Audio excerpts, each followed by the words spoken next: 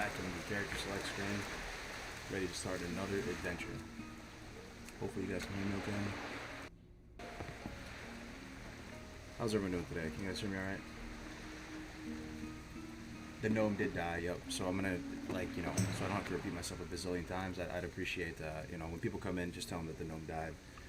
He died at 25 in the wetlands to some murloc. So I'll play the clip just as we get started here on the stream, so we can all get on the same page. Coming in loud and clear, appreciate it. What an epic day though, right, man? What an epic day. We had Gray's Ding 60, man. Shout out to Gray's. Hey, Cap City. Paladin, so excited for this battle. Thank you very much, Pal. I appreciate it. Paladin is a class I feel really comfortable on, to the point where, hold on, wife's calling me. Sorry.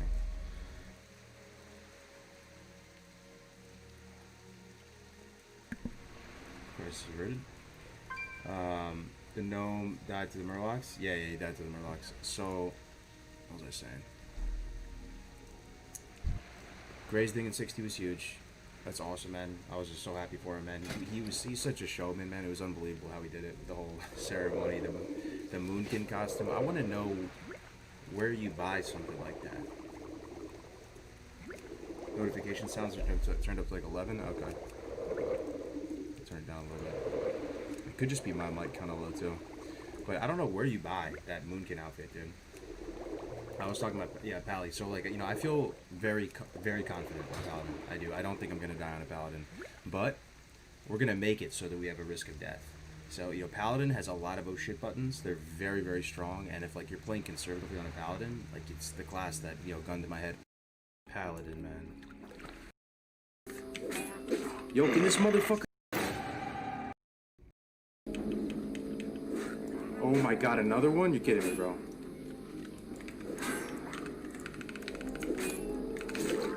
Holy shit, dude. Oh my fucking god, I got the fucking hamstring off. Is it over? 134 health? 97 health? 55 health? There's a murloc up ahead. Murloc to the left. 78 health. Yo, can this motherfucker leave me alone? I think I'm dead here, actually. 10 health? I'm dead. I'm dead. I'm dead. 10 health. I'm dead, aren't I?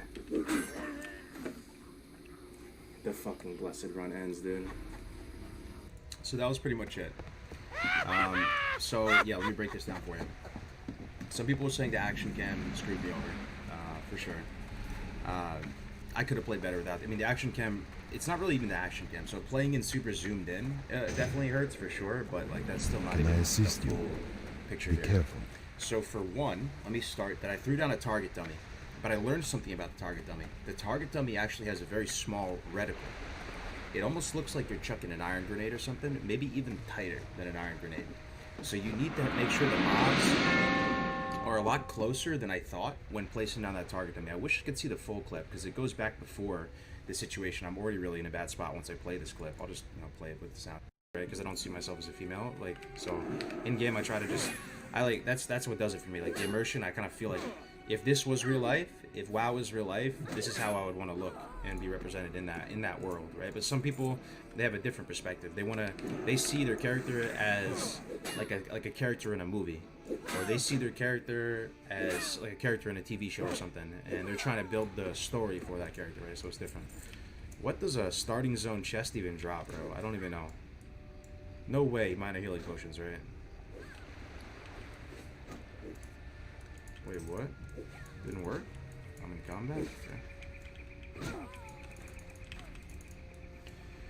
What happened to your Alliance Rogue? Alliance Rogue? He's still alive, actually. Yeah, no minor healing potions.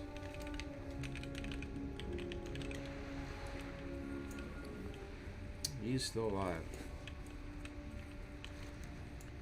Okay, we're done with this. Gotta do a follow-up. I usually never roll female except when it comes to working on dead. You know, for the first time, like, ever, though, if I'm being 100% honest, I felt kind of compelled to make a female character, and it was for the thing that I always never understood. It was kind of for the animations. But I still didn't, though. I don't think I would, but I thought about it for a second. I was like, yo, it kind of looks cool when they do certain flips. Or like they do a little spin move or something, but yeah,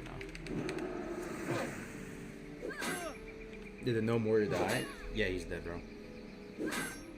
Female undead front flip? Yeah, that was one of the things. So like, you know, my wife made that undead warrior, and I didn't know that, because you don't really see many undead female warriors. You see it on rogues and stuff. Maybe they have the same animation, but when they do a heroic strike as a female undead warrior, did you guys know that they front flip? For some reason, I never really pay attention to that, but they front flip every time. And think about how much times you use heroic strike. You use it all the time, right? So you're just constantly flipping around. It's kind of cool. Same on rogue. So is it every time you sinister strike on a rogue, you flip? Is that true? Hello. Troll female, because male. Talk about male trolls posture sucks. Did anybody see what the it may not have been beta, it might have been alpha. Yo, do me a favor right now. If you don't know what I'm talking about, you're gonna have a good crack up at this. Google alpha WoW female troll and then report back. You need something? It's alpha or beta, but you'll see what I'm talking about. It's pretty hilarious. See you later. This guy's talking about How posture. are you? Hello. Good day to you. I feel like Safe you're a little travel. slumped over, but just go. If you take a look at that, you'll see How it's may pretty I funny. 'Cause help? they used to look unserviceable. I buy and trade. Good The luck, female friend. trolls. They look like Smeagol or something. See you around. They look like a little gremlin or something, like they're living under a bridge. I've seen the alpha female troll model. Yeah, exactly, right? That's what I'm saying. Oh, well, Millie Osworth. She's in the back, right? Yeah. You're right. You just looked it up. Look at these people spamming Lamau. That's what I'm saying. Fuck, that's terrifying. Can you imagine playing that? Hello. They were beautiful. Wait, you would play that? They thick as fuck. Hey, Tricky, I only have one though. I just recently got my very first. Hardcore character to 60, which was a rogue, an orc rogue. Got it a few days ago. You need something? How are And you? Let me tell you, man. When I died on the Gnome Warrior yesterday, it definitely still sucked. Don't get me wrong, because I just watched down like a day playtime down the drain. But there was something special about after you die and you delete and you're looking at a level 60 still in front of you instead of a blank screen. You see a level 60 hardcore. You really don't stress that much anymore. Like I'm absolutely just chilling, enjoying the game right now. Before I would have this kind of weight on my shoulders, like, oh my god, I have to start from scratch again. I keep playing hardcore and I can't get anywhere. So that's nice. I think Grays will be feeling that and stuff too on his gnome. It will enjoy the game even more than I already was. Congrats on that though. Have a nice powder run. Thank you so much, man. Yeah, I'm excited for it. Can we get blacksmithing and mining in Goldshire? Anybody happen to know? I think you can get mining there, right? No, I think you can actually. The blacksmithing is in that little blacksmith area. Did you die offline? No, I died on stream yesterday. I got hosted by Jerome and then you get both. That is so nice, man. So nice. What are you thinking about going to make Paladin exciting versus what people think about it? I played Paladin and it sucks. So tell me what you think the issues are with Paladin. Like let's get a little discussion going. What do you guys find like boring or what about Paladin? I'll give you my take on Paladin. Hello. So Paladin, in the early levels, and this is not according to me, don't take my word for it, take it from Tommy Salami, take it from Tactics Law, take it from like speed levelers. Tactics in the early, Paladins in the early levels, they fly, they Very slap, well. they do really, really well. They cruise through the first 30 levels. They're one of the like fast, maybe not the 30, like they cruise to 20 for sure. Like they're one of the fastest classes in the game to get to 20 with on a Paladin. Just everything about them, class quests, XP values, just the weapon progression. So in the early levels they soar, right? Also, because you're this guy about to die in the starting zone? Oh my god, dude. Help a brother out. He looks just like him, he's bald. And the thing about the early Alliance swords are like the creme de la creme of questing in Classic WoW, right? They're beautiful. Like all the quests are so well thought out. The zones are beautiful, they're iconic, they're different color palettes. If you don't have fun questing on Alliance 1 to 30, like you probably don't even, I don't know, like it's kind of downhill from there. So that's the 1 to 30, right? Then you get a free mount at 40. So from 30 to 40, I mean, at least for me on the other, it's all about weapon progression too, man. Like if you keep your weapons up to date, I feel like it's pretty I am fine. on. You're safe. You have fun abilities. I find the paladin abilities pretty fun. You actually, Del so one thing Nado. that you get from paladins is people say the rotation is boring, right? They say the rotation is brain dead. Didn't they have that meme a long time ago where they said, you know, like you're supposed to like jack off and play paladins or something? I forgot what it was. It was like a forum post. Some guy like had an epic meme that went viral saying that like paladins just put a seal on and auto attack. And you can absolutely play a paladin that way and be serviceable, right? But there's a lot of stuff you can do to like, you know, get more value out of your class. Like, so if I was really trying right now, and like focusing on the game Goddess, more, watch over you. even at this low level, there's stuff you can do, right? So like, let's think about everything that goes into it. You have to have the right aura on. I have devotion aura. It's the only one I can have on at the moment. You make sure you have the right blessing on. So it's either might or wisdom. So if you're like sustained grinding, you would usually use wisdom. But if you're in a position where the mana doesn't matter, it's inconsequential. You can use might. So you have to make a decision there. You have a seal on, right? So you can choose from what seal. If it's a long fight, you judge Crusader, then throw on a righteousness. If it's a short fight, you can just use righteousness. And this is the pre-seal of command era, right? So then the actual like thing, if you want to engage like properly, so you have to think. So judgment, this ability right here, on Teal Day, you don't have to be facing the target, right? So like, and after you judge, you're gonna immediately auto attack. So what happens is if What you judge brings and you're you? facing them, you're gonna miss one auto attack. Be careful. You're gonna lose value from the seal on one My auto goods attack. are of the highest quality. And with a slow weapon, that's pretty impactful. You're Goddess, losing a good watch chunk of over you. damage. So like, actually, if you're really gonna try to like, you know, play properly or whatever, you would approach a mob and like spin and judge them and reapply the seal before you swing at them. So you do like this, then you reapply. So already that's kind of cool, right? Then you're attacking the mob and you're not losing any value on your seal, right? So then I'm attacking this other guy. Judgment's up, so I'm gonna swing, face the other way, judge, reapply the seal, face towards him. This is already just at this low level. And then once we get Hodge and like Seal of Command does bonus damage when the target is either stunned or So then you have this cool How little may I finesse help? where you can use Hodge on them, right? Illuminate your path. So you judge, reapply, spin around, Hodge them, auto them again. It ends up being like a really nice little combat rhythm. What are the hardcore rules? Go to classichc.net and you'll be able to see it. Judgment isn't on the Hello. GC though, so you can do both at once basically. Fresh meat. Correct. But the thing is, like, if I judge him, right, watch what happens. I judge him. Farewell. See how I didn't get value from the seal? Or I'd have to look at it in slow motion. It looked like I kind of did actually that one time. But let me check that again. Yeah, see, I missed the value from the seal there. Because when I hit with the seal, it does 21 plus. I mean, if you're really quick with it, it may not matter.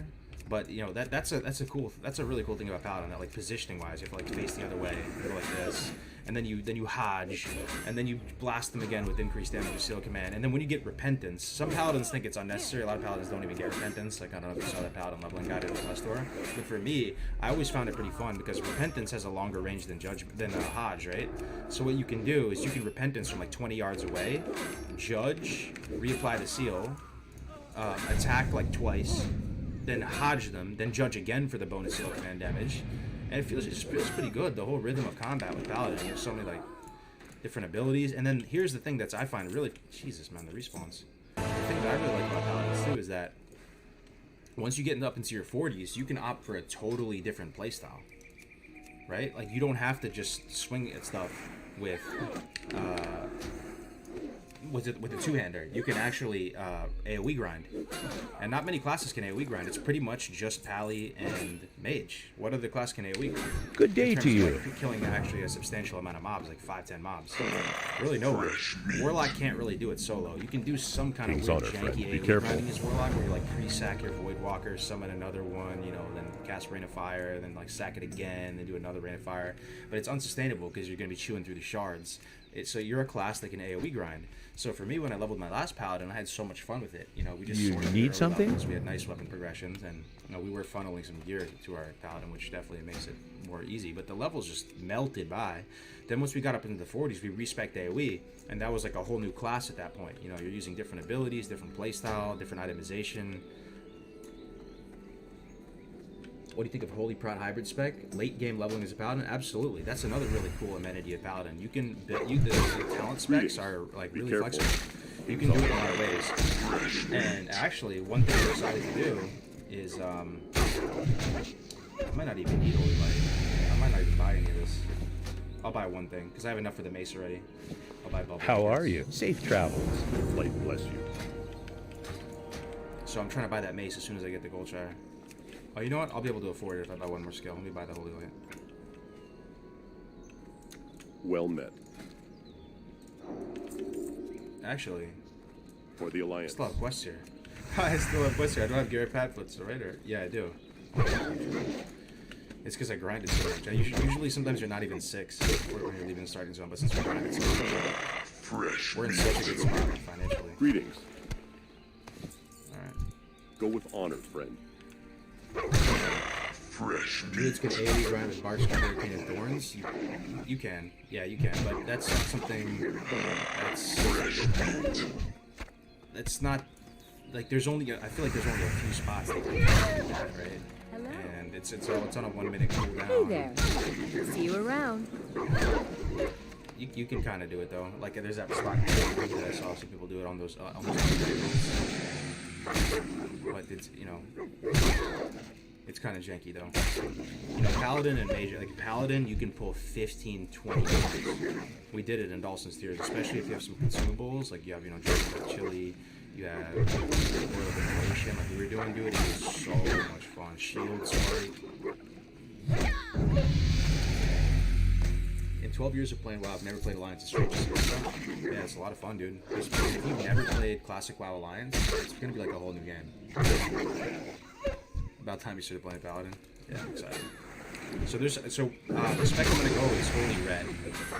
I'm gonna go down to get Seal of Command, right? And then I'm pretty much just gonna go Holy from that point. Oh, you know what I'm gonna do?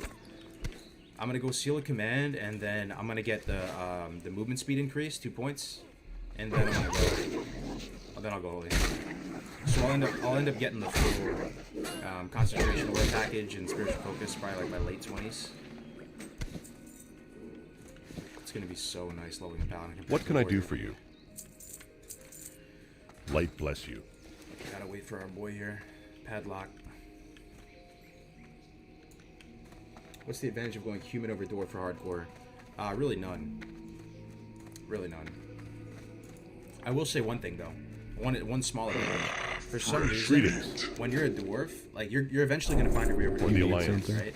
And for some reason, when you're a dwarf and you're buying your paladin skills in Stormwind, it costs so much money. I don't really understand why, but I guess it's because it's a different reputation technically with the humans. But you go completely broke buying skills in the human capital. So like you almost have to go back to Ironforge, and a lot of times it doesn't make sense to do so because you're just entrenched in the whole Red Westfall Duskwood area. The back to Ironforge is a pain in the butt. So that's a small advantage. Also, I think the Alliance.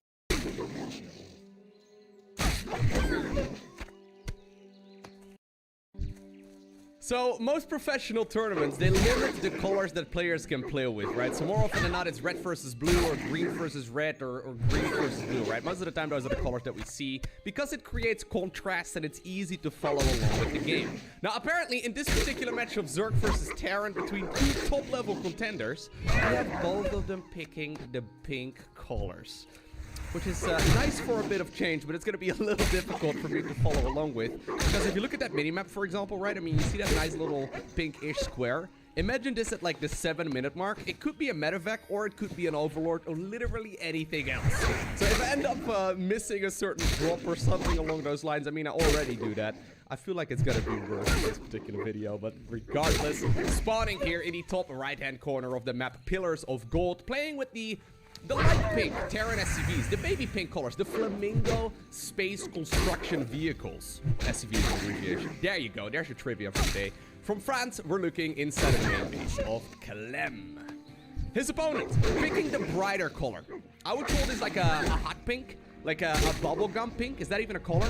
I'm not entirely sure. The cupcake colored Zerg drones. From Finland, we have one of the highest ranked Zerg players in the world, the most dominant SC2 player of, well, literally ever, I would say, right? I mean, there's an argument to be made. I can make a dedicated video about that. I would actually say that this man is the GOAT right now in StarCraft, the greatest of all time. And while he's been struggling a little bit more in 2020, he's still ridiculously good. We are, of course, looking inside of the main base of Sarah. Now, Cyril decided to go for a quick spawning pool over here, so this is a little bit more of a cheeky opener, especially because it looks like the Terran player has decided to skip that SCV scout. I mean, this could be an SCV. This could... Nope, it's not. I mean, I know the colors are slightly different on the minimap, but at a first glance, it's going to be hard to say which unit actually belongs to who. Regardless, though, while we all know at this point that Cyril's real good, right, and whether or not he's the GOAT, it doesn't really matter. He's ridiculously good. I still feel like a lot of people are not valuing Clem nearly as highly as he deserves. So, I would actually say that on a good day, Clem is the highest ranked Terran player outside of South Korea. I would go that far. Especially over the last month or two, he has been so good when it comes to microing his units. And while he's maybe not as stable as, say, for example, like a special, or say, for example, a, I don't know, like a thermal or something along those lines. There's like a hero marine. There's a bunch of really good Terran players outside of Korea. He really has been showcasing some ridiculous unit control. And I'm excited to see what he can bring right now against Cyril. Because, I mean, I think in a lot of people's minds, he's still kind of a relatively unknown player. Like, everyone knows he's good, but I don't really know exactly how highly everyone values him. I really do think he's one of the very best, and I'm excited to see where this is gonna go throughout the year, because I would not be surprised if this man is actually gonna be like, you know, the next generation. I don't even know if we call it a generation, but I wouldn't be surprised if this man is gonna be absolutely top notch. I mean, I've mentioned it many times in the past. He's only 18 years old. He's very young. He became a pro gamer already a couple of years. But now, I don't know how that Reaper actually stays alive here. That's a little bit odd. I guess that Cyril really didn't want it. Yeah, he wanted to go after the SCVs. So getting one of those... Oh my god. This is not very descriptive at all either. Anyways, getting one of those bad boys is nice, is what I was going to say. The one with the brighter pink colors ended up killing one worker, for those of you unfamiliar. There you go. The Zerg ended up killing one of those SCVs. Anyways, what was I saying? Yeah, so I've said it many times, like, Clem, he's still a very young guy, and he's getting better. He's improving steadily. And while Raynor obviously made a splash at the same age as well, I wouldn't be surprised if Clem is going to be able to overtake him as well. We'll see, man. We'll see. I mean, I'm just saying it right now. I'm just planting the seeds, right? If I end up being right, I'm going to sound so smart, and you guys are all going to, like, smash that subscribe button and all that right away. Anyways, here we go. Scout into the main base. It will reveal what the Terran player is going for, so that the Zerg is fully aware. Now, already, double Evo Chamber is coming up, and I like this choice by Cyril a lot, because this is indeed a very, very quick 30cc opener. So Clem decided to go for the third command center before going for the, what's it called, the starport. This is a little bit risky if you end up going up against someone who's going for a roach group. And recently, in a lot of the Zerg versus Terrans, I have seen Cyril go for roach groups. So a little bit of a gamble there by Clem, but it looks like it's gonna work out for him just fine. The only downside right now for Clem here is that while he does have a very, very quick eco, his upgrades are going to be significantly later. So Cyril right here, rather than going for a quick lair into Mutas or quick Baneling Speed or something along those lines, he's cutting all those corners. He's not really playing this super safely at all, because he knows that he doesn't really need to, right? He knows that he's not going to go up against a super quick Banshee or something along those lines. So he's prioritizing upgrades, and that really allows you so much value here as this game progresses. Now, he will need to start up a lair here shortly. Already has a spawn tower out over here at the third base. Probably has one inside of the main base too. And this is going to make, yeah, everything quite a bit easier right here for the finisher. It will be a bio follow-up here for Clem. So 30cc is finally going to float on over towards the third base. He's going to be able to add on that additional barracks production right now too. You can see the big switcheroo inside of the main base happening, while the Hellions are roaming the map trying to slow down that creep spread. And the creep spread, obviously, is one of those things that these top-level Zerg players are ridiculously good at. I mean, if you ask, like, what's the difference between a 7.4k Zerg player, right, which is what Cyril's playing at right now, and like a, I don't know, a 6.5k Zerg player, right, which doesn't seem like a big difference because you will know the names of those 6.4k players as well. Oh my god, he's actually setting up a big wraparound. Not gonna get it, is he? Nah, I don't think so. Nah, the Reaper actually, man, from earlier, super helpful there. Nice attempt there by Cyril. Anyways, I would say creep spread is one of those things. Like, creep spread just goes across the map so rapidly. And you can see even Cyril, despite how good he is, he's not doing it perfectly. Like, being perfect with the creep spread, it's extremely difficult. You can't really critique someone that hard or that easily over it either. But I think that's going to be one of the things that will really set Zerg players apart over the course of the next couple of years. Because being perfect with that, it allows you to just get so much spread out all over the map. Now, Clem can go into a timing push here relatively easily. He adds on additional barracks right now as well before the fort CC. I like that. +2/+2 though is already coming up here for Serral, as 1-1 is about, I would say, like 60 to 70% or so of the way done here for Clem. So upgrades certainly add an advantage right now for Serral. So Serral can go into like a very quick hive here if he wants to. He can also add on a Spire or a Hydra Den. Yeah, it's gonna be a Hydra Den here for him. Having some anti-air is very helpful. But here we go. Here's where that Terran harassment will probably start off. Now, I say that, and immediately a bunch of Zerglings decide to attempt to run by over at the third, but that's where those flame buggies, those fire cars are at, the fire trucks. Actually, they're the opposite of fire trucks.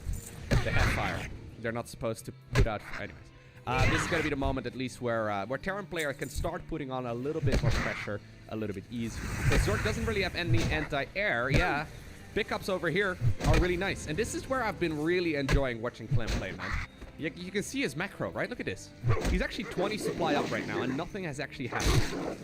I mean, it kind of naturally happens with the way that Zerg progresses, obviously, but...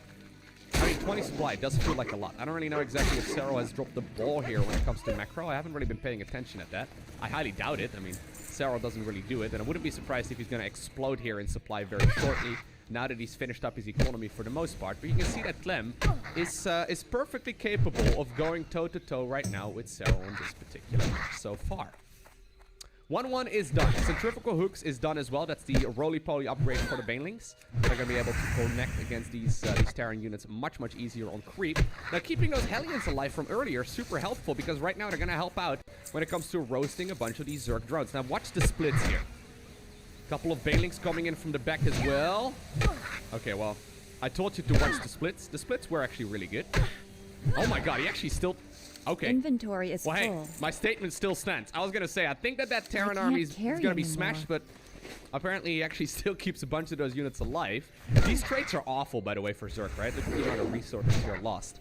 The creep spread was out there, so he needed to fight before the creep would completely dissipate. He's trying desperately right now to put down some of that creep once again. A couple of Widow Mines have joined the fray. Look at that Terran macro actually coming in, man. There's a massive line of Terran units right now coming up. This is where that run by over to the third base would have been far more useful, but Serral doesn't have the units right now to spread them out. Still, though, the finisher is extremely good when it comes to playing defensively and very patiently here as well. Here comes the swarm once more. Spreads around these Zerg units absolutely wonderfully. Detonates most of those Widow Mines without taking a lot of damage. And he takes out the siege tanks too. Additional Banelings were produced, or at least like one Baneling was produced. Right now, that creates a very awkward scenario here for the Zerg player. He's desperately trying to get more and more reinforcements in here. He needs to push this Terran army back. He hasn't really taken any economical damage here, and while the creep spread is kind of limited, if he can push this army back, which I think he just did, this is very salvageable. He actually just randomly made a 5th base during all of that. That seems very greedy to me, but I mean, I guess Serral felt confident he was going to be able to defend that just fine. Alright, nice push there by Clem. Supply counts right now are even. The creep spread will have to be re-established over in this location on the map. But obviously Clem, he can continue pushing. So +2/+2 is right now finishing up. This is most of the time the moment where Terran players decide to get really aggressive. Most of the time though, if you skip that early game pressure, or I guess like the 1-1 pressure that we just looked at, they will be maxed out at this point. So Clem, I mean, he's at 156 supply there, which is a very healthy amount as well. But he isn't quite maxed out, so he doesn't really need to go all too deep. Light be with you. Alright, so apparently this is the moment where Serral feels confident to finish up droning. He's going to go honored, friend. up to 85 drones here, which is a very, very healthy amount. And he's going to be able to, get himself a very large amount the Alliance. of those Need help? out. 5th command center coming up. While this was all going on, of course, these players are very good at multitasking. The 4th base was established. There is a planetary fortress. Well met. And the Be nice careful. thing is, right, when Need you help? slow down Zerg like that, Zerg can't really go for like a big Baneling run by into that planetary right now because they just don't have the bank. You really... Oh my god, where are you gonna go? Oh my god, it's a trap! Oh, good escape there nonetheless. Could have lost all of these. But yeah, at this point, I mean, Serral needs to have like, I would say like 2k, 3k-ish on both resources in the bank before he can start blowing up planetary fortresses. And since he's not even maxed out right now, that option is not available for him.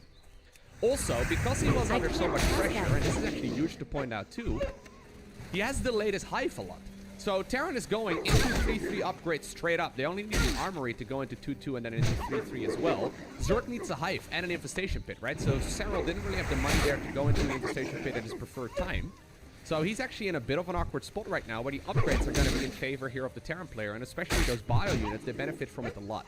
Still though, the Terran player is going very deep onto the creep, and this is where the Zerg player apparently springs the trap. He's collapsing on top of all of this Terran army, still engaging off creep. It's not really what you want to do, man. Beautiful control once again by Clem, allowing this Zerg player to come really, really far and almost inviting him to come off creep. A couple of the Marauders are now also joining in. Marauders are fantastic when it comes to soaking up those Baneling hits.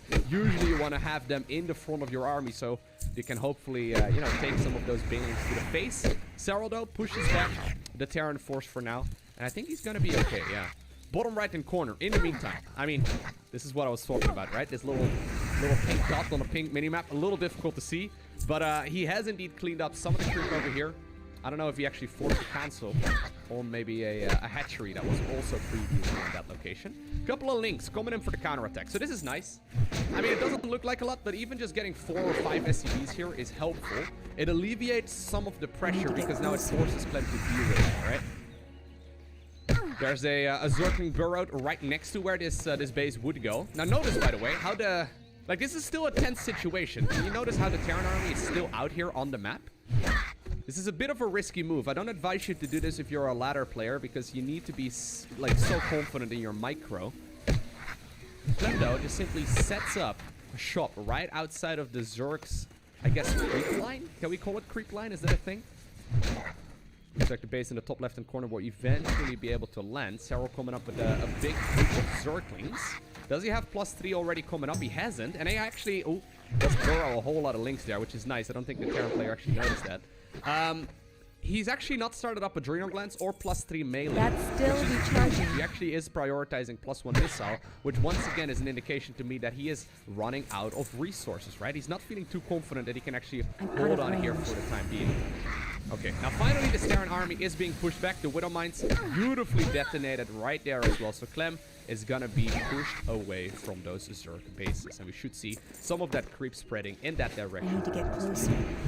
Links are still burrowed over here, over at the third base of the Terran player. They'll probably unburrow here in a little bit. This is the first time, though, that Cyril is really engaging deep onto the creep, or off the creep, rather. That's the exact opposite of what I was trying to say. Still, the spread here has been absolutely phenomenal, man. Clem is out-microing Cyril here. That spell isn't ready yet. Despite the fact that a lot of people think that this Zerg army is extremely difficult to beat, and I would, I would agree. He's showing us how it can be done. I mean, this game obviously is by no means over. It's very easy to make one little misstep and then accidentally take a couple Banelings into your Marine clump, and then you lose the game because the Zerg is just going to keep counterattacking. But it certainly is doable to take very efficient trades. Once again, man, the splits have been phenomenal. Parasitic Bomb right now used on a Medivac. Great splits on that one as well, Clem. We'll only end up losing, well, actually, none of those bad boys. Reinforcing Terran units are coming up as well. And Cyril's once again pushed back. That's so insane, man. I'm out of range. Like, Clem is actually outplaying Cyril here. Recharging. That doesn't happen too often. I don't know if I've ever said those words. X is playing or outplaying Cyril. Have I ever said those words? It doesn't happen, man. It's too far away. This is nuts. So the Zerglings are still burrowed over there. You can see that Cyril is under so much pressure that he's now actually even giving up this base, and it seems like he's forgotten about the links that are burrowed in that direction. While this was all going on, though, I mean, the crew spread over here is gone. This base will be killed. Cyril has double expended towards the bottom right corner. Now, that looks good for about the next 30 seconds. This location over here is so easily accessible for the Terran. Plus, this now allows the Terran player to take the top left-hand corner, right? So this planetary fortress, I mean, you're going to be able to fall back super easily. Looks like a couple of these links did unburrow. Eventually, they kill a couple of those SCVs too. Oh my god. Oh, he's just right-clicking the base there for a little bit. Not going to happen. Not going to be enough just yet, but I mean, this Zerg player is being run around like a fool right now. Absolutely phenomenal play right here by the Frenchman. Terran player, though, while he could have actually given up this position and move on over to start aggressing the bottom right-hand corner. Aggressing? Is that even a word? I don't know. He could have moved over in that direction. He has decided to just continue pushing over here instead. Now, That Blinding Cloud is good. The abducts are good as well, but the Terran spread here has been absolutely phenomenal. Zero actually abducts a couple of those siege tanks, but he doesn't actually kill them. I mean, he doesn't have the army to go ahead and do so here. More tanks are shelling away from a distance as well. Looks like the Zerg is going to be able to push some of this back. Once the 3-3-3 upgrades are done, which is going to finish up here for Zero eventually, then all of a sudden this is going to look way better. So one of the reasons why this Terran army is so successful right now is because of those upgrades, right? At this point, though, I mean, you can see the upgrades are starting to catch up. Still, I'm liking this position here for Clem a ton. He took the entire, well, I guess, top section of the map, right? Like, he took all of the bases that are at his disposal. Zerg has not been able to really do any counterattack aggression. I mean, yeah, 9 SCVs, but 9 SCVs at the 15-minute mark is not really the same as 9 SCVs at the 5-minute mark, right? Like, that makes a very, very significant difference. He can just make one cycle of those bad boys and they'll be, you know, they'll be back up. I'm actually starting to get a little bit worried here for Serral. I mean, this base, if this one falls, he doesn't have any backup. He's got the base in the bottom right corner, which is nice. But he's running out of money. Terran basically has an infinite bank here. Additional orbital comments are coming up as well. This is the moment where Terran basically is going to switch on over from SCV production primarily into a mule mine. So any SCVs that will go down from here are not going to be replaced, or likely won't be replaced, but he's going to be replacing them. Actually, we had a medical drop over here. Impossible to see on the minimap, guys. I'm sorry. What was I saying? Right, so any SCVs he loses right now, this is so nasty. He's going to be replacing them with mules instead. Oh my god. So, let me go back just a little bit. While this little cheeky Medivac is going around here in the main base of the Zerg, Zerg has now found out that the entire top left-hand section of the map has been taken. He's being dropped over in the bottom right-hand corner, and he now also sees this massive Terran army that's making an attack right now towards this final mining base. And upon seeing it, Serral realizes that he can't break it. Sometimes in World of Warcraft, they'll introduce new abilities or talents to the game, which are too difficult to balance, so they just completely alter them to something else, or remove them completely from the game. And in this list, we'll go over which one of these abilities will remove the fastest in this way. And at number 10, we have Void Tendrils, which existed in the game for 2 expansions before being removed. And this will be absolutely the longest out of all of the abilities on this list, since the ability was still in the game for 2 expansions even after it was heavily altered and nerfed. You see, what Void Tendrils did was it was a very innocuous priest CC ability, which would root nearby targets to the priest for the standard PvP duration, or 20 seconds in non-PvP scenarios. And what was unique about these roots was that they did not break on damage, like pretty much every single other root in the game, because they had a little gimmick to them. You see, in order to break the roots of Void Tendrils, you had to literally attack and kill the Void Tendrils which were rooting you in place. And since the root was counted as a target you had to defeat, they couldn't be dispelled either, which gave them all kinds of advantages over normal CC abilities. This ability basically removed melee characters from the fight, and allowed you to attack them with impunity from range, which is kind of why other roots break on damage. They could also be considered a full form of protection, as the melee character would have to attack the Void Tendrils for a bit if they wanted to break them, which meant they had to stop their attack on anything else. The Void Tendrils were also pretty beefy, as they had 20% of the priest's health, so it was like attacking through a fifth of a player's health bar in order to get through them, which meant you couldn't easily one-shot them to get out quickly. And they of course had a short 30-second cooldown, and could affect up to 5 targets. And was one of the first talents a priest could pick up, and could be used alongside other CCs they had. And the funny thing is, Void Tendrils were not considered overpowered, because this all happened in Mists of Pandaria. And Mists of Pandaria is when PvP crowd control was at its most power-crept version in the game's history. It's kind of the point in WoW that they never wanted to get to again, with every class having a ridiculous amount of CC. And since it existed in this time period, it kind of flew under the radar a little bit. Only a little bit, because as soon as Warlords of Draenor hit, the ability received all kinds of nerfs. It was moved to a higher level in the talent tree, so you can no longer get it at low levels. They lowered the health of the Tendrils in half, and made it so any damage you dealt to the rooted target also dealt damage to the Tendrils, so you could no longer attack melee targets caught in it with impunity. And all of these nerfs made the ability kind of useless, which is why they later buffed the HP of the Void Tendrils by 30%, and then eventually just removed them in Legion rather than try to deal with this problem with an ability. So really, it only existed in its prime for one expansion, and only lasted as long as it did because everything else was kind of broken in the same time period. And at number 9, we have Glyph of Unleashed Lightning. This was a glyph that only existed for 1.25 expansions before it was just removed and converted into something that was kind of useless. You see, what this glyph did, which was added to the game in late Cataclysm, was simply allow shamans to cast the Lightning Bolt spell while moving. And that's it.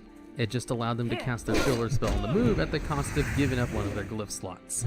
You see, in the time period, a lot of casters were getting a lot of mobility, and this is when they were starting to loosen the rules and abilities that let casters do stuff on the move. And this glyph was kind of an experiment of letting one of the casters use their filler spell all the time on the move just to see how it affected the game. I assume, because Warlocks could also get killed Jaden's Cunning very shortly after, which also allowed them to cast filler spells while on the move. Hunters were given the ability to cast everything on the move, and priests were given shadowy apparitions, which in their very first form had a super increased chance to spawn if they were on the move. And what do you know? Everybody loved the glyph. Every shaman took it. It was probably one of the most used glyphs ever. Well, that might be a little bit of hyperbole.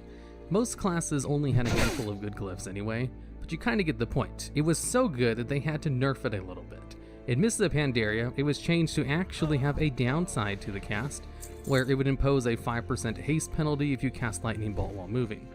This was supposed to make it so that you couldn't do full damage while on the move, and had to take some kind of hit for that maneuverability, but it wasn't really enough. Shamans kept moving while doing their full rotation, so only had to sit still for a handful of moments. But for the most part, this glyph made them one of the most mobile casters of the game. And since Warlocks had to take up one of their precious talent points in order to gain similar mobility, they decided to remove it from the game in patch 5.3, and instead replace it with Glyph of Lightning Shield. And shamans have been sad ever since, and always ask for the return of the glyph in some way. Warlocks also lost the ability to cast while moving. Blizzard changed their mind hardcore after Mists of Pandaria, and kind of took away all casters' abilities to do stuff while moving, except hunters. They just kind of made one of the specs have to stand still for a bit instead. So since the glyph was added in the second patch in Cataclysm, and then removed in the third patch in Mists of Pandaria, it was only in the game for about 1 1/4 expansions, give or take. I'm not doing actual math on this since this is the only ability on this list which was added and removed mid-expansions. And at number 8, we have Clash, a Brewmaster Monk Inventory ability. is full. This ability, added with the Monk class when they were introduced to the game, simply allowed the Monk to charge a target while also death gripping the can't target carry to their anymore. location. And then they would meet like halfway and then stun everything else around them at the point of impact. So it was half a charge, half a pull, and was an excellent tool for monks to give them even more maneuverability, as they were one of the most mobile classes in the game at the time. However, with the shift in Warlords of Draenor to remove a ton of class maneuverability and CC, Clash kind of hit the cutting room floor because it was both of those things. It could be considered a gap closer and ACC, because that's exactly what it was. So this ability only existed in the game for one expansion. Now, just like Void Tendrils, it wasn't really causing any problems, but that's because it was Mists of Pandaria and everyone was broken. Currently, Blizzard has plans on returning Clash to the game in Shadowlands, as monks have the ability on the beta, and it's only a slightly nerfed version of its Mists of Pandaria counterpart, as it still basically does the exact same thing. It no longer has an AOE stun component to it like it used to. Instead, it roots all targets that are nearby when you clash with your target. And at number 7, we have Symbiosis. This is a druid ability that only existed in Mists of Pandaria. You might be seeing a theme here with all of these removed abilities, and was only in the game for one expansion. I don't think I've ever seen an ability balanced and fixed and tuned as much as Symbiosis, despite the fact that it was only around for a single expansion. Because what it did was probably more than any other ability in the game's history. Essentially, it allowed the druid to learn one of 40 new abilities, depending on which class they use the ability on. I'll have a whole list of them on screen, and it would also grant the ability to another class it was used on. It was an ability that required a flowchart to make best use of, and it was a nightmare to balance. They constantly made changes and adjustments to it throughout its entire history, before just giving up on it and removing it in the very next expansion. If anything, I'm sure they wanted to remove it even faster than that, but since it was one of the hallmark abilities that Druids were supposed to obtain with that new expansion, they were probably obligated to stick it out until the end of the expansion. This one was definitely removed because of balancing nightmares, and not because it was overpowered. I'm sure most groups thought it was just a fun, neat little thing Druids could do, that most people never really bothered with. It didn't really impact World First races that much, and since everything else was broken in PvP in that expansion, it didn't really stand out on that front either. Now, I actually bring this ability up a lot in other videos that talk about removed abilities, because this ability was so unique that it just kind of gets brought up a lot in these kinds of things. And at number 6, we have Gladiators Resolve. This was a town that only existed for one expansion in Warlords of Draenor, and basically gave Prot Warriors a new stance called Gladiator Stance, which increased the damage reduction of the defensive stance by 5% if they wanted some use of it outside of the new Gladiator Stance. But while in Gladiator Stance, which replaced a Battle Stance, it increased their damage by 5%, gave them a 50% increase to their mastery, and replaced their shield with a shield charge ability. And there was also a little caveat to the ability where you could not change into or out of the stance during combat. So if you picked Gladiator Stance, you were stuck in it. So why was this ability removed? Well, it essentially gave Protection Warriors 2 specs within a spec, in the same way that Feral Druids used to work before they were split into 2 separate specs, Guardian and Feral for their tank and DPS builds. For Protection Warriors, there was the normal defensive stance build, and then the Gladiator Stance build, which did more damage, but it wasn't supposed to be competitive with a pure damage build, even though with the right gear and theory crafting, it could do pretty well for itself. And a lot of people loved the Gladiator Stance, as it was essentially providing a 4 spec to warriors. But in Legion, they were removing stances from the game, and it was a nightmare to balance. So instead of trying to incorporate it into the game as a 4 spec like they did with Druids, they just kind of got rid of it since it wasn't really that different anyway. And at number 5, we have Dematerialize, a monk passive ability which only existed in the game for one expansion in Mist of Pandaria. And what this ability did was when you were stunned, you would phase out of existence temporarily for 2 seconds, causing attacks to miss you on a 10-second cooldown. And what this essentially meant was a monk was all but immune to abilities for 2 seconds after they got stunned, which kind of made them softly immune to stuns, as in PvP situations, you would generally dump all of your damage onto a target as soon as they got CC'd. And it would be very difficult to remember that you had to hold back on monks specifically for 2 seconds after a stun took place, so that all of your cooldowns would miss. It was such a good passive ability that it was changed pretty quickly within the expansion, and given all kinds of nerfs before they just removed it from the game completely as soon as they could in the next expansion. And it's probably one of the strongest passive abilities that has ever been added to the game, because of just how huge being immune to attacks for 2 seconds after being stunned is, since that's one of the main ways people crowd control someone before laying in heavy damage. And at number 4, we have Prismatic Crystal, a mage town that only existed for one expansion in Warlords of Draenor. What this ability did was on a cooldown you could place a crystal on the floor next to a target, and then you could attack it for 12 seconds.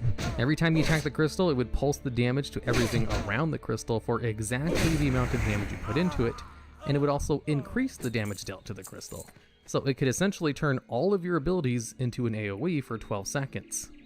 Now, funny thing about the crystal, it replicated all of the damage you dealt, including the damage from trinkets.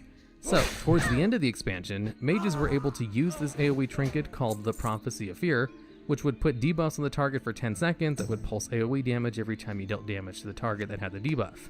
So, if an arcane mage just pumped a whole bunch of arcane missiles that proc the hell out of the trinket, it would deal its AoE damage around the crystal, and then deal the damage again from the crystal itself, replicating the damage, which essentially allowed them to double up on the trinket's damage, and allowed groups of mages to kill bosses in under 30 seconds at the end of the expansion, and they kind of overcured this stuff anyway.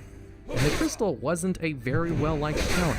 It was good and kind of overpowered if you optimized for it, but it was kind of clunky to use and required a target to be near it for 12 seconds to get the full benefit out of it. So not too many people were super sad to see it go away when it was removed in the very next expansion, so they no longer had to try to balance it. Honestly, they could kind of balance it pretty easily by just allowing only mage abilities to work on it, or only certain kinds of abilities to be transferred through, similar to how Atonement works for Disc Priests.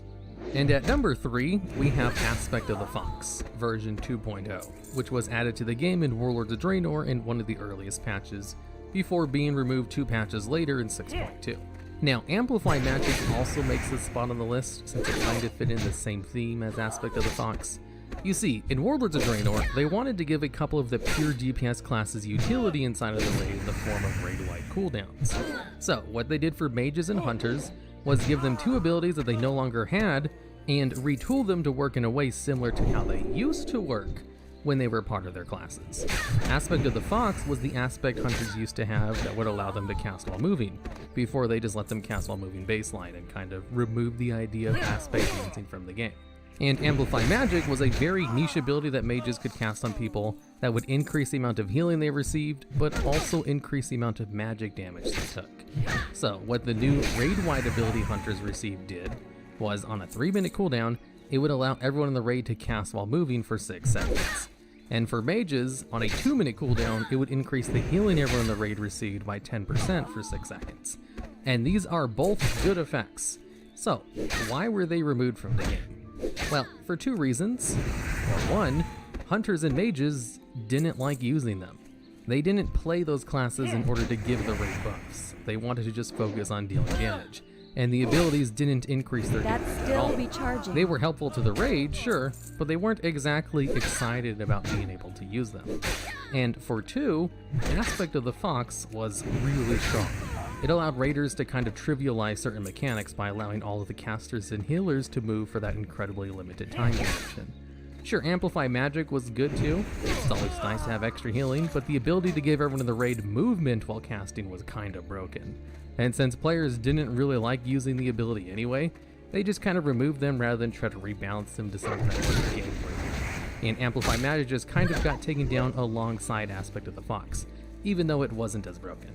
So, while technically these 2 abilities did exist in the It's too game far for a away. long time beforehand, they were essentially 2 brand new abilities added to the game that were just given the names of old abilities that used to exist. So they definitely count for this list, and only existed in the game for 2 patches. Hey there. And at number 2, Have a good we one. have Blood Fear, a warlock town that only existed in early MOP for 2 patches. This ability was in the game for a slightly shorter amount of time than Aspect of the Fox, which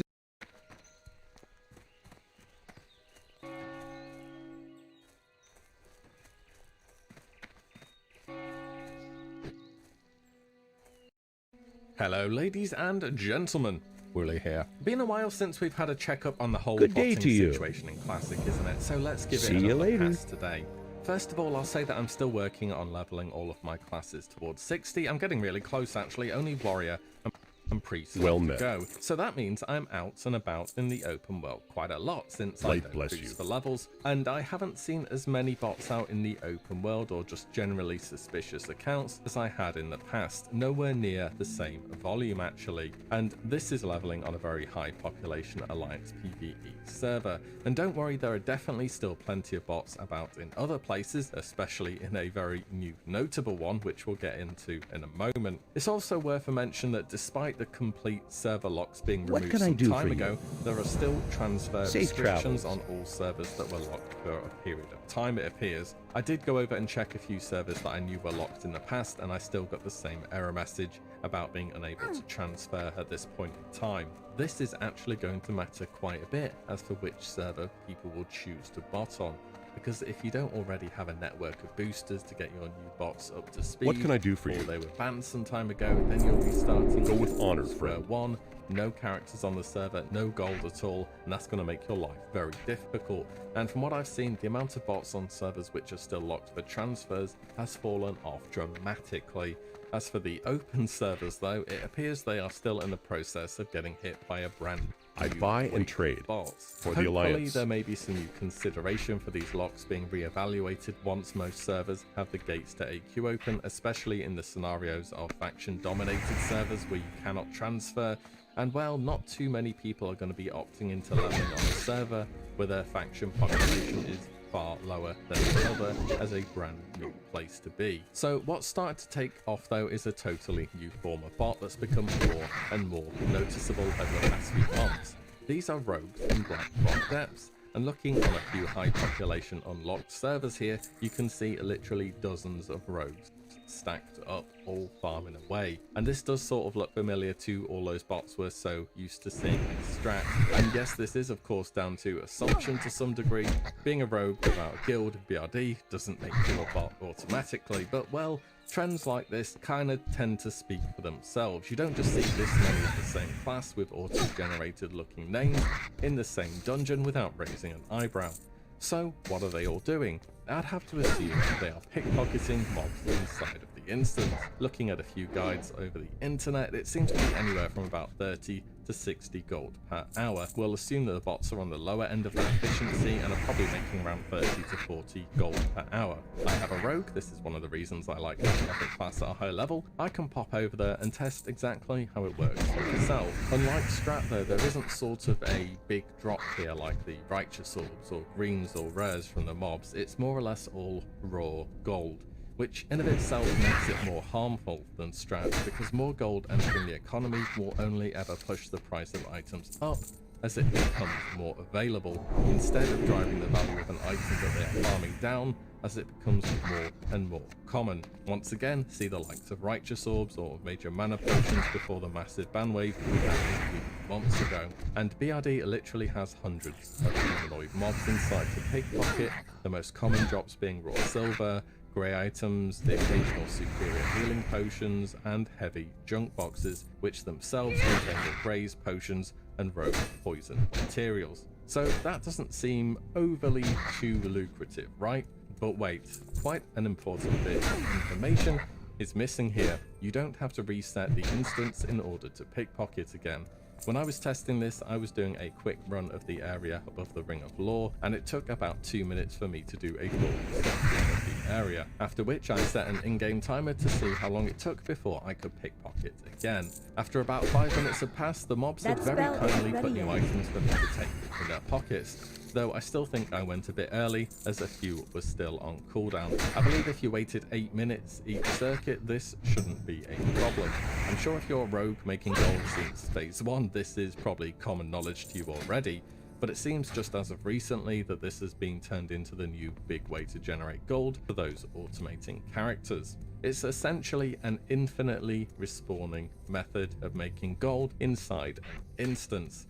If how Landslide was dealt with is anything to go by, well then, I've got a pretty good idea of what's going to be happening to this sometime soon. Blizzard tend not to like infinite respawns, especially when it's a way to make gold on a PvP server where it's impossible to interact with the player because they are inside an instance. The funny thing is, even if you did make it require resets to make pickpocketing available again, I don't think it would affect too much, since the bots are probably AFKing a bunch anyway just to pick the easiest targets. I imagine a reset timer could be fairly easily worked out doing this routing. To top it off, the vast majority of what they're making in here is all raw gold, which let me tell you will all be real money traded, only driving the price of goods up artificially, and I have been aware of this for a little while now, at least. Hopefully Blizzard has too. Let's see these guys get caught in the next ban wave sooner rather than later. Speaking of ban waves, are Blizzard keeping up with the pace of bots repopulating and flooding the market with items again? Wouldn't be a botting vid if we didn't have a little check in Strat, and oh yeah,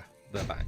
They're back big time. Here is a check of some unlocked servers versus some locked ones, and there is nearly the /who cap on some servers for the sheer amount of bots rammed into Strat farming orbs.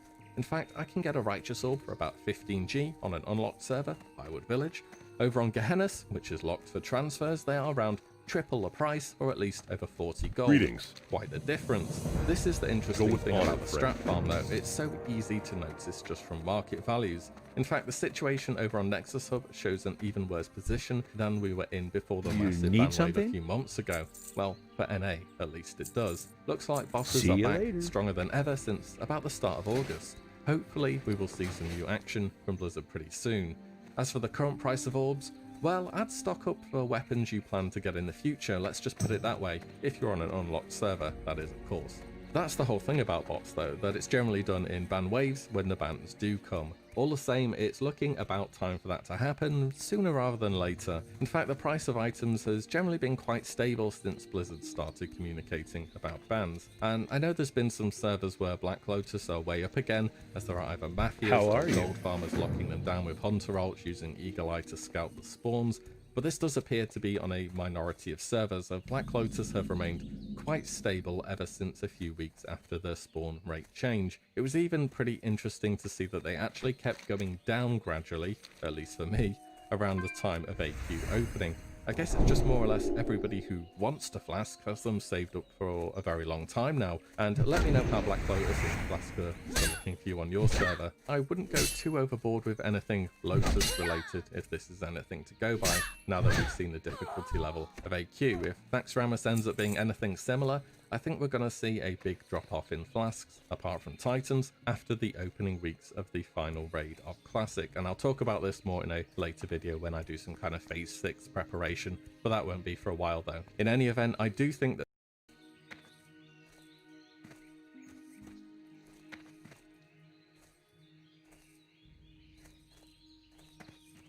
Good day to you.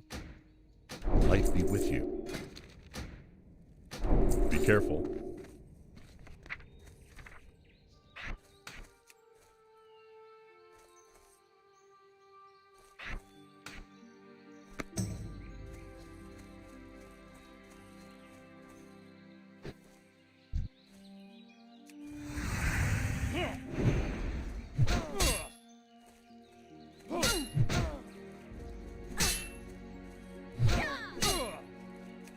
I can't cast that yet.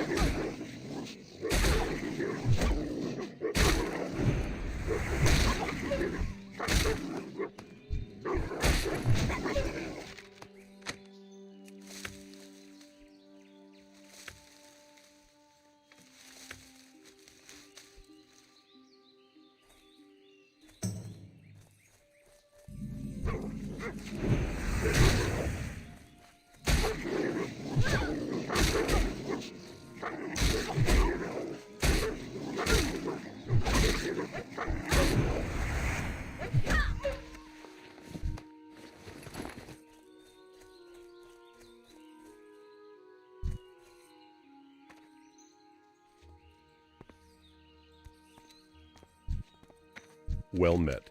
For the Alliance. What can I help you with? Light bless you.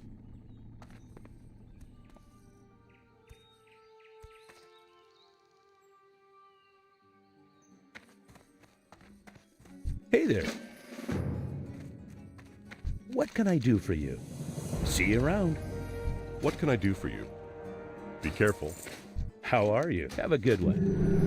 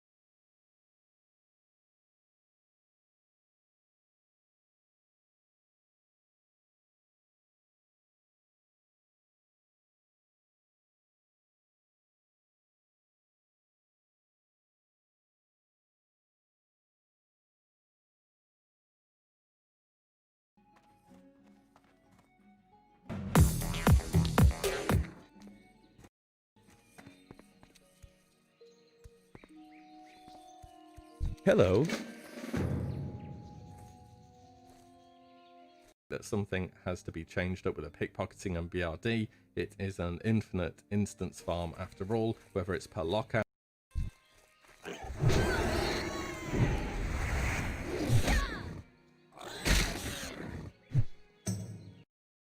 Morning guys, I'm Siobhan, a fourth-year medical resident specializing in rheumatology.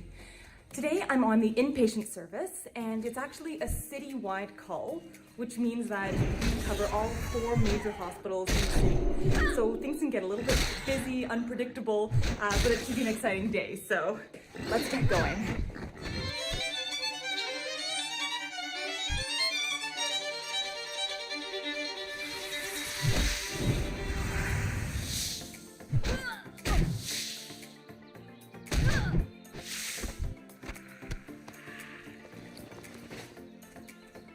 Alright, so today we've got 3 of us on the rheumatology service. There's myself, there's the attending physician, Dr. Garner. She's running clinic this morning, and then she'll meet us this afternoon. And then we've got an internal medicine resident with us as well, Mary. You actually met her in a previous video. We were on call together. So we're going to divide and conquer. I'm going to one hospital, she's going to the other one, and then we'll all kind of reconvene later in the day and kind of run through what we've done. So, all right, let's do this.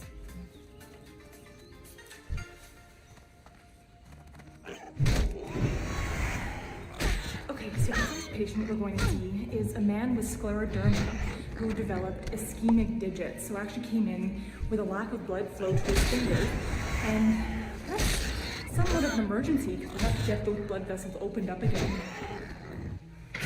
Scleroderma is a rare autoimmune disease that causes hardening and tightening of the skin and internal organs.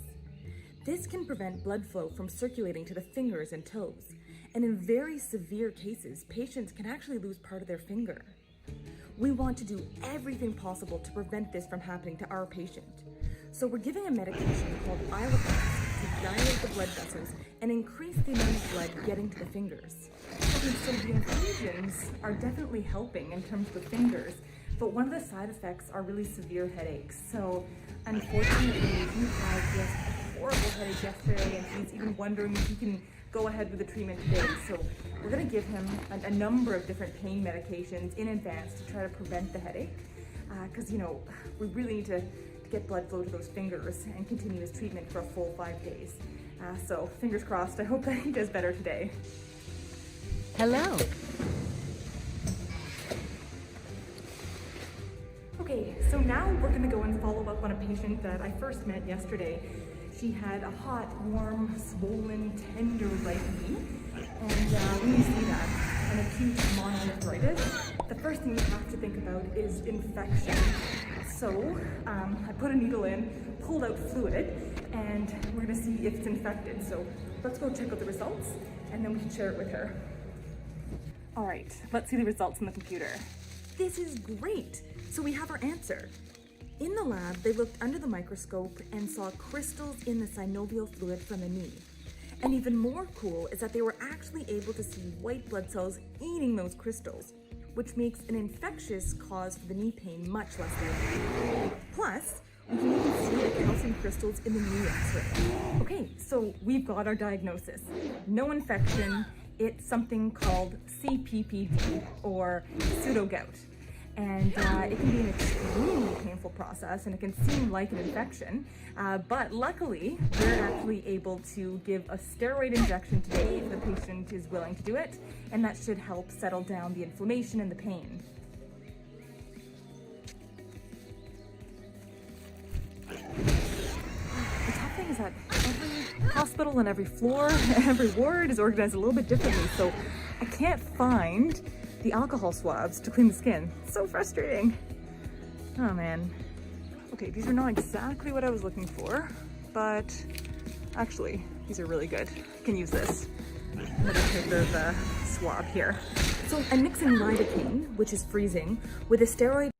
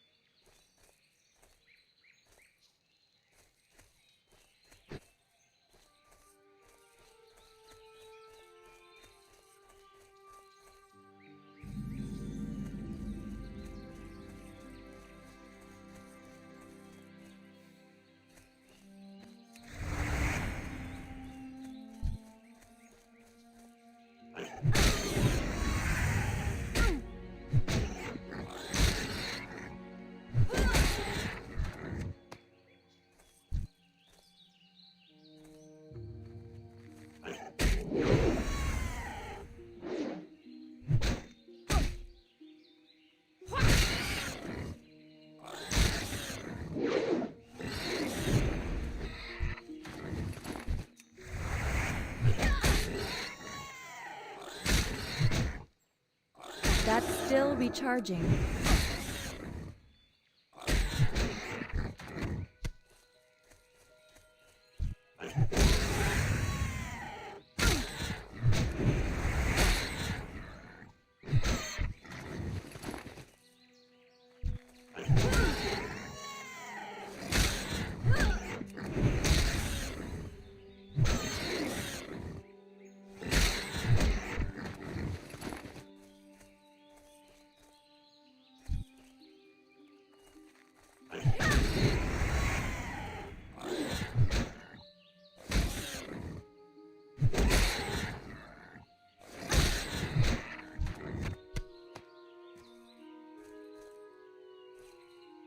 Hey there. Good day to you. See you later.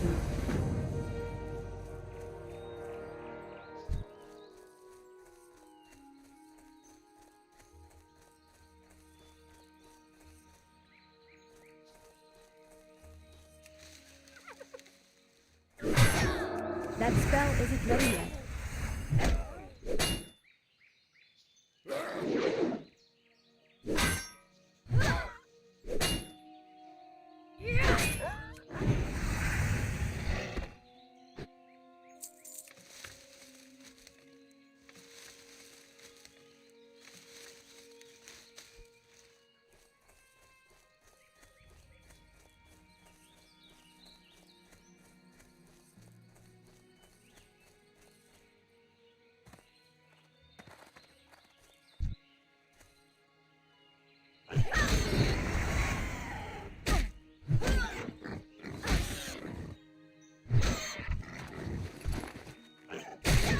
That's still recharging.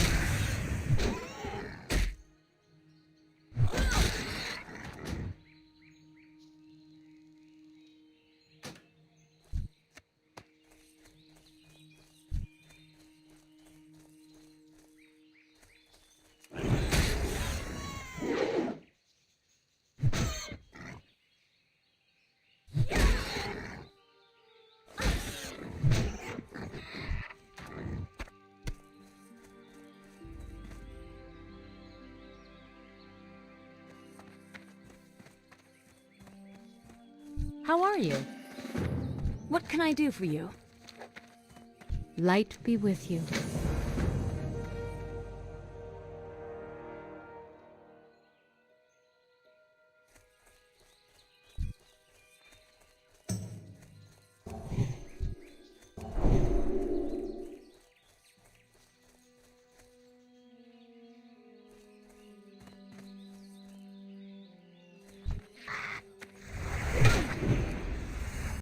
Called methylprednisolone, which is a very different kind of steroid than the steroids used by bodybuilders.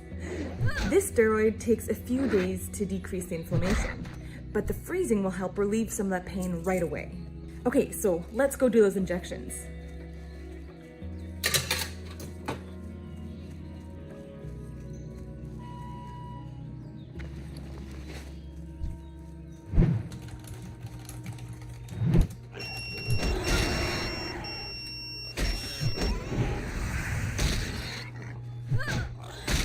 This is Siobhan from Rheumatology returning a page. All right, yeah, that sounds good. I'll come by and see the patient maybe in a couple of hours, or definitely this afternoon.